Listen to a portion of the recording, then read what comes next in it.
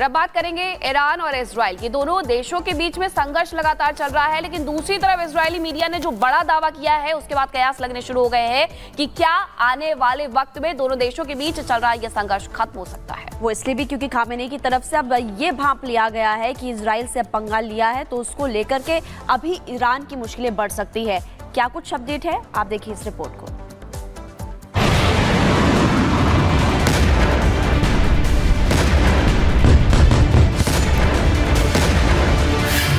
Israeli media का बड़ा दावा।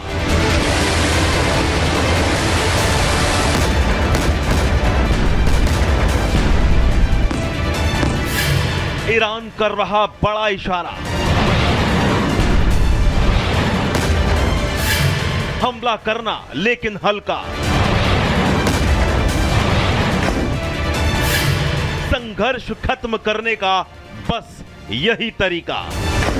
जिस तरह के कयास लगाए जा रहे हैं कि इजराइल कभी भी ईरान पर बहुत बड़ा पलटवार कर सकता है। ईरान की न्यूक्लियर साइट, ईरान की ऑयल रिफाइनरी या फिर ईरान का कोई बड़ा नेता इजराइल के टारगेट पर आ सकता है।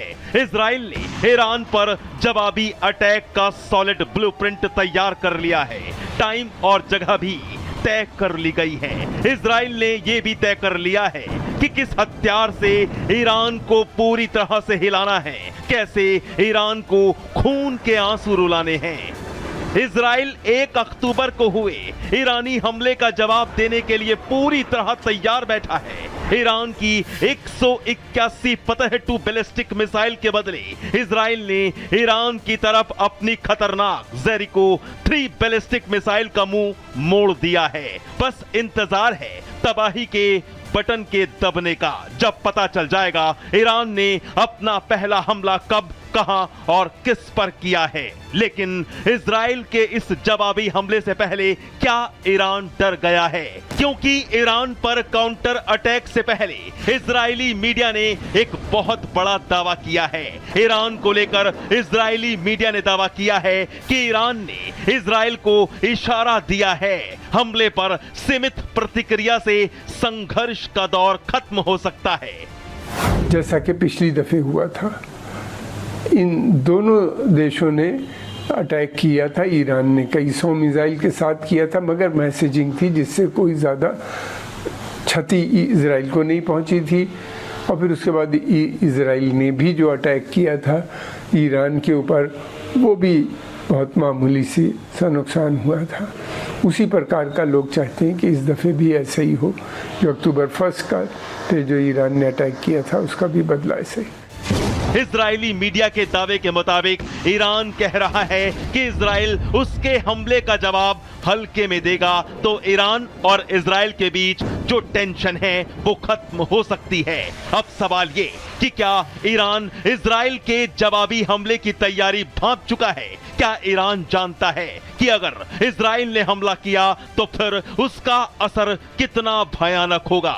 क्या ईरान समझ चुका है कि इजराइल बदले की आग में झुलस रहा है, वो हमला छोटा मोटा नहीं करेगा? या फिर ईरान इस संकेत के जरिए बता रहा है कि वो अपने कदम पीछे खींच रहा है? ईरान इजराइल के अटैक से क्या डरकर भागने की कोशिश कर रहा है?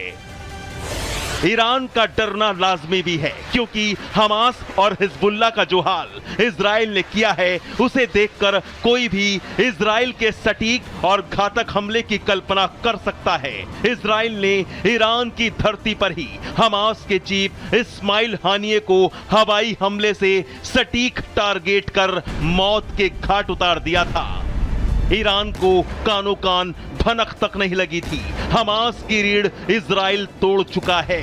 लेबनान के अंदर भी हिजबुल्लाह के चीफ हसन सैयद नसरल्लाह और उसके भाई हाशिम सफेद्दीन की कब्र खोद दी गई है।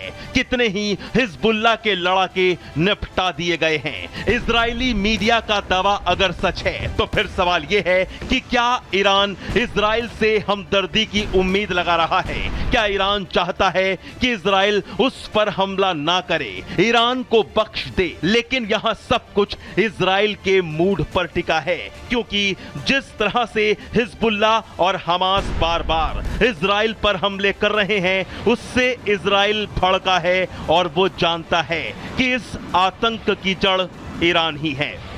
Bureau report, Republic Bharat. और चलिए जाग उठा भारत की शुरुआत करते हैं और सबसे पहले आपको खबर बताएंगे भारत और कनाडा के बीच जो तनाव है उससे जुड़े हुए आप बखूबी जानते हैं। आज जैसे कि आपको हेडलाइंस के जरिए ने बताया भी कि भारत की तरफ से 6 डिप्लोमेट्स जो है वो निकाले गए कनाडा के और कहा है कि आप जल्दी से जल्दी भारत छोड़ दीजिए, 19 अक्टूबर तक उनको भारत छोड़ना होगा।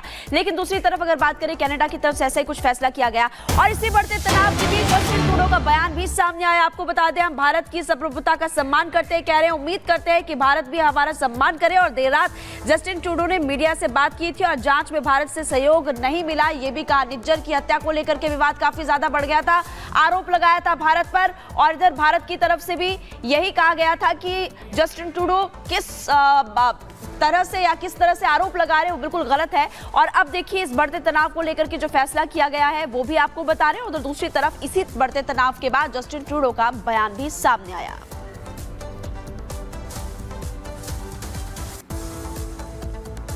कनाडा और भारत के बीच में तल्खी बढ़ते जा रही है और इस तल्खी को कम करने की बजाय जस्टिन ट्रूडो इसे अपने बयान से और ज्यादा बढ़ा रहे हैं।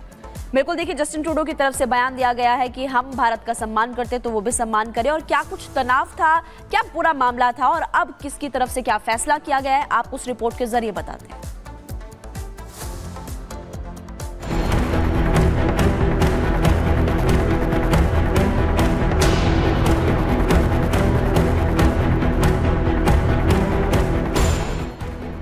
कनाडा और भारत के बीच फिर बढ़ी तकरार, कनाडा के झूठ पर भारत का करारा पलटवार। सोमवार को कनाडा पुलिस की एक प्रेस कॉन्फ्रेंस हुई और उस प्रेस कॉन्फ्रेंस में भारत विरोधी जो जहर उगला गया उसने दोनों देशों के रिश्तों में एक बार फिर दूरियां पैदा कर दी हैं।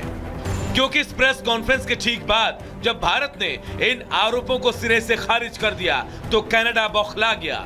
सबसे पहले हम आपको रॉयल कैनेडियन माउंटेड पुलिस का वो बयान सुनाते हैं जिस पर विवाद शुरू हुआ।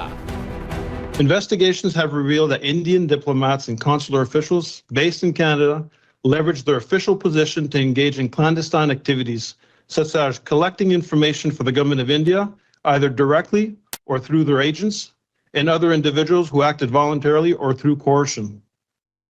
Evidence also shows that a wide variety of entities in Canada and abroad have been used by agents of the government of India to collect information. Some of these individuals and businesses were coerced and threatened into working with the government of India. The information collected by the government of India is then used to target members of the South Asian community. Threats or impact. Canada police ठीक वही बात दोहरा रही है जो कुछ समय पहले वहां के प्रधानमंत्री ट्रूडो करते थे।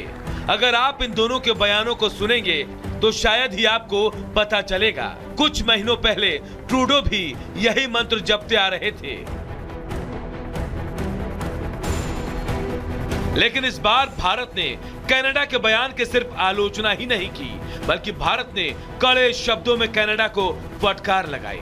भारत ने कनाडा के उच्चायुक्त को तलब किया। इसके बाद भारत ने कनाडा सरकार के आरोपों के खिलाफ कड़ा कदम उठाते हुए उच्चायुक्त समेत 6 राजनयिकों को निष्कासित कर दिया।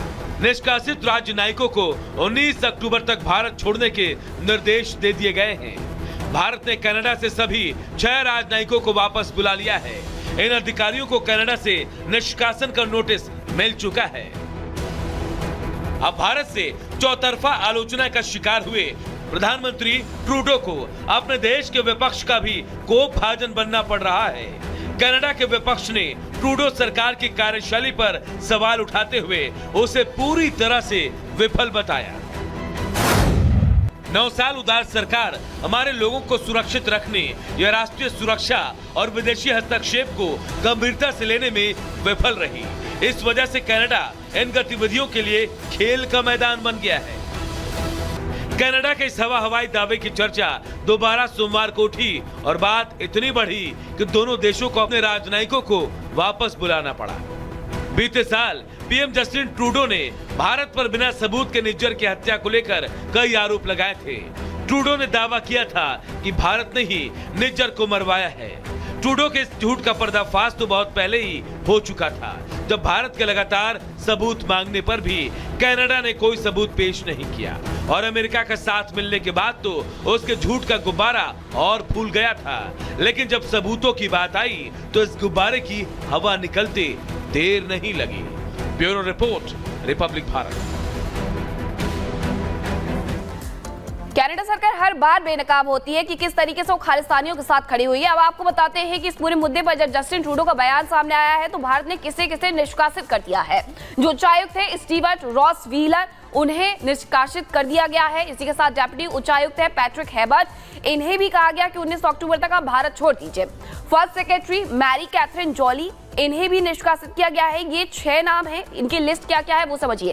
फर्स्ट सेक्रेटरी है एडम जेम्स, इन्हें भी 19 तारीख तक भारत छोड़ने के लिए कह दिया गया है। उसी के साथ पाउल और जुएला, ये वो नाम हैं जिनसे कहा गया है कि आप 19 तारीख तक भारत को अलविदा कह दें और निष्कासित कर दिया गया, क्योंकि जस्टिन ट्रूडो के द्वारा जो बयान दिया गया था उसे भारत किसी भी तरीके से स्वीकार नहीं कर सकता है। हर बार जो आरोप लगाए जाते हैं लेकिन सबूत कोई नहीं दिया जाता। इसी बीच एक और बड़ी खबर आपको बता देते हैं, जहां कैनेडियन पीएम जस्टिन ट्रूडो ने बात की है ब्रिटिश के प्रधानमंत्री से और इसी के साथ उन्होंने ब्रिटेन के प्रधानमंत्री से बातचीत के दौरान जो भारत के साथ तल्खी है, जो तनाव है, उसके बारे में भी उन्होंने चर्चा की है। कनाडा के पीएम जस्टिन ट्रूडो का ट्वीट भी सामने आया है। इस ट्वीट में हालांकि उन्होंने कहा है कि हम भारत की संप्रभुता का सम्मान करते हैं, लेकिन भारत भी हमारी संप्रभुता का ख्याल रखे। G20 में आपने देखा था कि किस तरीके से जस्टिन ट्रूडो आए थे, लेकिन जो तल्खी थी वो उसी तरीके से भी बरकरार नजर आ रही है, जिससे जस्टिन ट्रूडो का बयान बार बार और बढ़ा देता है। देखिए, कनाडा और भारत के बीच जो तनाव काफी ज्यादा बढ़ रहा है, उसके पीछे कारण क्या है? सबसे बड़ा सवाल हम आपको बताते हैं। उसके पीछे कारण है वोट बैंक। वोट बैंक की राजनीति के लिए ट्रूडो ये सब कर रहे हैं, लेकिन सबसे बड़ी बात तो ये है कि उनका 1 साल भी अभी राजनीति में टिक पाना ठीक नहीं है, क्योंकि आप बखूबी जानते हैं कि वहां पर हालात क्या बने हुए हैं। अगले साल चुनाव होने, लेकिन अभी से हम देख रहे हैं कि ट्रूडो क्या हरकतें कर रहे हैं, क्या बयान देते हैं। इसी से जुड़ी हुई आप इस रिपोर्ट को देखिए।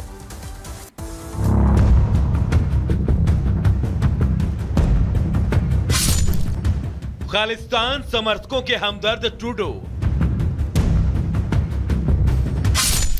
वोट बैंक के लिए भारत से दुश्मनी, खालिस्तान जरूरी इसलिए भारत से दूरी। भारत के साथ ट्रूडो की बढ़ती दूरी कोई नई बात नहीं है, लेकिन भारत से दूरी बढ़ाकर ट्रूडो किसके नजदीक होते जा रहे हैं, यह पूरी दुनिया देख चुकी है। ट्रूडो न सिर्फ खालिस्तानी समर्थकों का साथ दे रहे हैं, बल्कि उनकी आड़ में अपना राजनीतिक बचाव भी कर रहे हैं। भारत विरोधी खालिस्तानी समर्थकों के खात्मे से वो कितने दुखी हैं, ये उनकी स्पेशल पुलिस के बयान से भी पता चलता है। So yes, I mean, it is targeting the South Asian community, but what we've seen is there's specific targeting